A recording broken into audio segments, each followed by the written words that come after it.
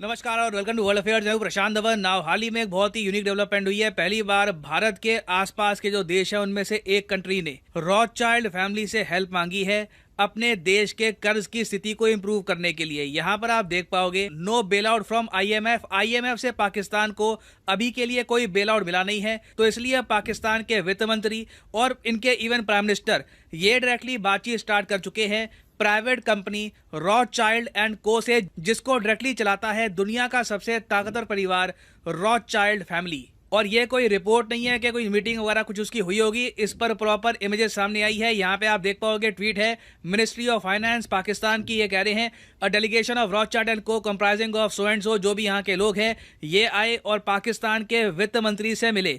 और अब देखो पाकिस्तान की कोशिश ये है कि जो इनकी बहुत ज्यादा खराब स्थिति हो चुकी है डेट को लेकर, कर्ज को लेकर, ये सॉल्व करवा देगा रॉथस्चाइल्ड। अब यहाँ पे आप पूछोगे वेट, स्थिति खराब क्या होगी? रिसेंटली इनके रक्षा मंत्री ने ये नहीं कह दिया कि पाकिस्तान डिफॉल्ट कर चुका है।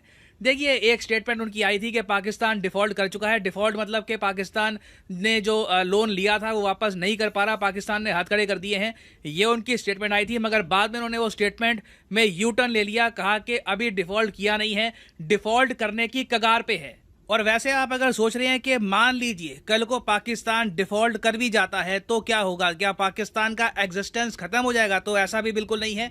देखिए जब भी एक कंट्री डिफॉल्ट करता है, कहता है कि जी हमने कहीं से कर्ज लिया था, हम वापस नहीं कर पा रहे, तो कोई इंटरनेशनल कोर्ट केस नहीं होता, सीधा इसका डायरेक्ट इंपैक्ट आता है उस कंट्री की करेंसी पर। उस कंट्री की करेंसी हर कोई डंप करना स्टार्ट कर देता है। उस कंट्री के जो एक्सपोर्ट्स थोड़े बहुत जो बचे थे वो भी बिल्कुल क्रैश कर जाते हैं। हर जगह अनएम्प्लॉयमेंट आती है, स्टॉक मार्केट क्रैश कर जाती है। तो कम शब्दों में आप ये समझ लीजिए सबसे ज्यादा चोट पहुंचती है गरीब वर्ग को, और इवन कुछ हद तक जो अमीर क्लास है उस फैमिली की उसको भी काफी चोट पहुंचती है। बट ओवरऑल वो कंट्री सर्वाइव करता है। आप हिस्ट्री में देखोगे बहुत से देश डिफॉल्ट कर चुके हैं, जैसे कि स्पेन, अर्जेंटीना, रशिया डिफॉल्ट कर चुका है अपने कर्जों पर इन द पास काफी बार। 1998 में मोस्ट रिसेंटली रशिया ने डिफॉल्ट किया था।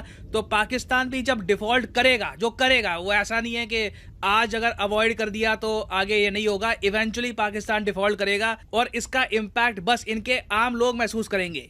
मगर आप ऑब्वियसली समझ सकते हैं कोई देश डिफॉल्ट भी नहीं करना चाहेगा क्योंकि बहुत पीड़ा होती है उसके बाद। तो पाकिस्तान ने ना खुद को बचाने के लिए रॉथस्चाइल्ड एंड को से बात करनी स्टार्ट कर दी है। अब रॉथस्चाइल्ड एंड को, सबसे अजीब बात देखिए, ये एक जूइश फैमिली की कंपनी है। पाकिस्तान एंटी सेमेटिक रिमार्क्स में, अब एंटी सेमेटिक का मतलब होता है कि जब आप इजराइल में जो मेजॉरिटी रिलीजन है जुदाइज्म, जिसको फॉलो करते हैं जूस, उनके खिलाफ जब आप बोलते हो ना कुछ, उसको कहा जाता है एंटी सेमेटिज्म। तो पाकिस्तान इतने ज्यादा ज्यूस के बारे में खराब बातें बोलता है, इजराइल के बारे में खराब बातें बोलता है, तब भी इन दी एंड जब इन पर बहुत बड़ी आपदा आ गई, आईएमएफ भी इनको रिलीफ नहीं दे रहा, तब घूम फिर के ये पहुंचे हैं रॉथस्चाइल्ड एंड को के पास। अब यहाँ पे आप पूछोगे मगर ये टॉपिक इतनी हेडलाइंस क्यों बना रहा है, रॉथस्चाइल्ड फैमिली इतनी स्पेशल क्यों है?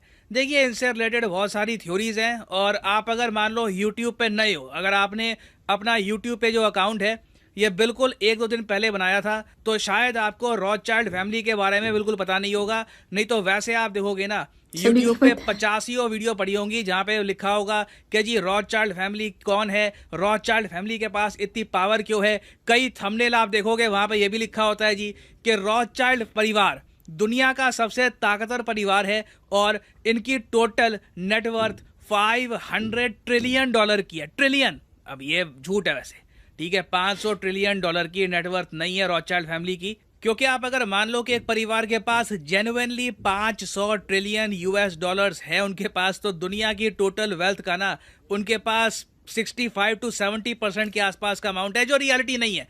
इतना पैसा एक ग्रुप अपने पास नहीं रख सकता। तो एक्चुअल जो नेटवर्थ है ना रॉथस्चाइल्ड फैमिली की, वो बताया जाता है कि रफली $500 बिलियन की है, जो अपने आप में बहुत ज्यादा है।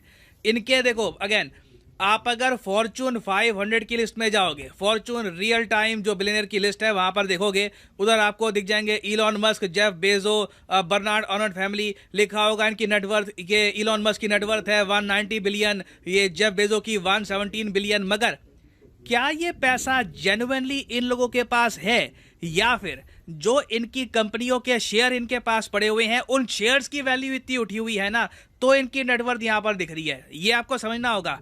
इलॉन मस्क के पास जेब में नहीं पड़े 190 बिलियन डॉलर्स। एक्चुअल जो इनके पास कैश होगा ये बहुत कम होगा। मगर जो रॉथस्चाइल्ड फैमिली है उनके पास जो टोटल एसेट्स है 500 बिलियन डॉलर्स के आसपास के, ये जेन्युइन एसेट्स हैं। इनमें से बहुत सारी आपको प्रॉपर्टीज मिलेगी, बड़ी कंपनियों में इनके स्टेक है, ऐसी कंपनियां जिनके फाउंडर ये नहीं है। एप्पल ने बताया जाता है, उसके अलावा अल्फाबेट में गूगल की जो पेरेंट कंपनी है अल्फाबेट, और वेरियस अदर कंपनीज में इनका स्टेक है। दुनिया भर में प्रॉपर्टीज हैं, कई इंपॉर्टेंट फाइनेंशियल इंस्टीट्यूट में इनके लोग बैठते हैं। तो ये परिवार बहुत ज्यादा पावरफुल है। इनके पास जो पैसा आप कह लीजिए है, नेटवर्थ जो है, इसको ये यूज भी कर सकते हैं। मगर इनका नाम देखिए लिस्ट में इसलिए नहीं आता क्योंकि पहली बात तो ये परिवार बहुत ज़रा बड़ा है। ठीक है, ये परिवार 17वीं सेंचुरी से अमीर होना स्टार्ट हुआ था।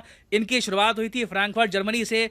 धीरे धीरे इन्होंने इन्वेस्टमेंट्स करी, सही जगह शादियां करी, अपने परिवार की नेटवर्थ बढ़ाते गए और इवेंचुअली आप कह लीजिए इनका नेटवर्थ बहुत बड़ा हो गया। अब यहाँ पे आप लोग कह सकते हैं कि जी मैंने कोई थ्योरी पढ़ी है कि ये लोग वॉर से पैसा कमाते रहे, ये करते रहे, वो करते रहे, वहां पर मैं नहीं जाऊंगा, ये मेरा टॉपिक नहीं है। नहीं तो रॉथस्चाइल्ड्स के बारे में अलग से अगर हम बात करें ना तो 20 घंटे का लेक्चर हो सकता है, क्योंकि बहुत सी थ्योरीज हैं कि इनके पास ये 500 बिलियन डॉलर कहां से आए। मगर आज के समय देखिए रॉथस्चाइल्ड फैमिली इतनी ज्यादा अमीर है कि बहुत ही जल्द इनका प्लान ये भी है कि जो इनका मेन इन्वेस्टमेंट एजेंसी है, जो इनकी मेन इन्वेस्टमेंट फर्म है, जो पाकिस्तान की हेल्प करेगी, बाय द वे, जो आज के समय जो ये टूटे हुए देश है, जो बिल्कुल कमजोर देश है, उनकी हेल्प भी कर रही है, उसको प्राइवेट ले जाने की बात कर रहे हैं। ये बहुत बड़ी बात होती है। रॉथस्चाइल्ड एंड को एक बहुत ही बड़ी इन्वेस्टमेंट फर्म है, अभी स्टॉक मार्केट में ये लिस्टेड है। रॉथस्चाइल्ड फैमिली ने रिसेंटली ये डिसाइड किया कि स्टॉक मार्केट से हटा के ना इसको 100% एक प्राइवेट कंपनी बना देंगे। कुछ हद तक ऐसे ही कर देंगे जैसे इलॉन मस्क ने किया ट्विटर के साथ। इलॉन मस्क ने ट्विटर के जो शेयर थे ट्विटर के ओनर्स के पास, पब्लिक के पास, आम जनता के पास, सब खरीद लिए और कंपनी को बना दिया प्राइवेट। 100% ओनर बन गए और अब इलॉन मस्क को किसी को जवाब देने की आवश्यकता नहीं है। सिमिलरली रॉथस्चाइल्ड फैमिली का जो रॉथस्चाइल्ड एंड को, ये जो इनका मेन आप कह लीजिए इनका जो फाइनेंशियल इंस्टीट्यूट है जो पाकिस्तान की हेल्प करेगा, ये पब्लिकली लिस्टेड भी नहीं रहने वाला बहुत ही जल्द। तो कम शब्दों में आप ये कह लीजिए पाकिस्तान जिनकी हेल्प लेने वाला है वो एक बहुत ही ज्यादा क्लोज्ड ग्रुप बनने वाला है। वो एक्चुअली में पाकिस्तान की हेल्प करना भी क्यों चाहते हैं उसके बारे में हमको अभी कुछ जानकारी है नहीं कि रॉथस्चाइल्ड एंड को ये डूबते हुए जहाज को बचाने की कोशिश क्यों करेगा, उसके बदले में ये पाकिस्तान से क्या क्या करवाना चाहेंगे। क्योंकि देखो इमरान खान पाकिस्तान के फॉर्मर पीएम ऑलरेडी कह चुके हैं कि पाकिस्तान में कोई जेन्युइन फ्रीडम है नहीं।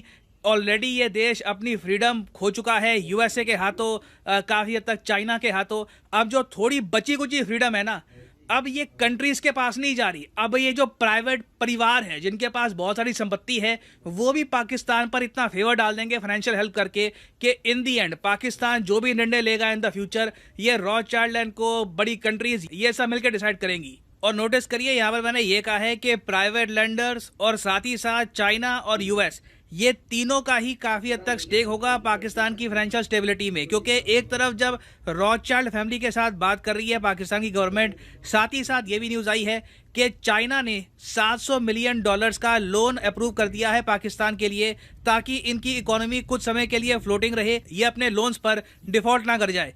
तो यह आप कह लीजिए एक नई शुरुआत है जहां पर जो छोटे इकोनॉमिकली पुअर कंट्रीज हैं ये ना सिर्फ वर्ल्ड बैंक, आईएमएफ और बाकी कंट्रीज पर डिपेंडेंट होंगे, अब ये प्राइवेट लेंडर्स की तरफ भी देख रहे हैं। और ये ट्रेंड देखो पाकिस्तान में स्टार्ट हुआ है। इन द फ्यूचर कोई बड़ी बात नहीं है कि बांग्लादेश, मालदीव्स, बहुत से देश जिनके फाइनेंसेस खराब हो चुके हैं, इन्फ्लेशन पीक कर रही है, इसी तरीके से प्राइवेट फर्म्स के पास जा सकती है। It can very much happen. और आने वाले समय में आप देखोगे इस टॉपिक से रिलेटेड बहुत सी न्यूज आएगी, तो उस पर मैं अपडेटेड वीडियोस लाता रहूंगा आपके लिए। और फाइनली आप लोगों के लिए एक इम्पोर्टेंट मैसेज आज के समय। बस गाइस इतने बुरे दिन देखना बाकी रह गए थे कि पाकिस्तान इस कगार पर आ चुका है कि वो दूसरे बंदों से, जो कि सरकार में भी नहीं है, एक आम परिवार मीन्स कहने का ये है कि अगर जिस किसी कंट्री में लीडरशिप हो जी, वो रूल करें, या अपोजिशन पार्टी के बंदे